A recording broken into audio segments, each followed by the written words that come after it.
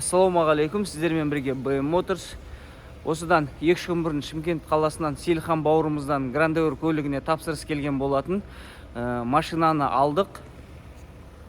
7 миллион 700 мыңға до Алматы машина полностью тоқтады.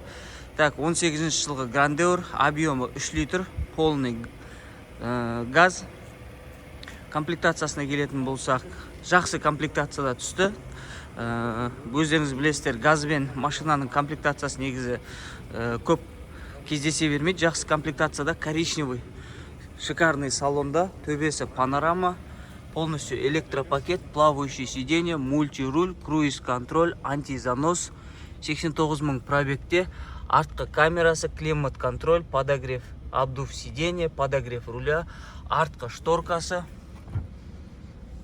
Барлығы жұмыс жасап тұр. Драйв мод, автохолд, паркинг, комплекте 2 кілт, документтері полностью дайын машинаның жолға.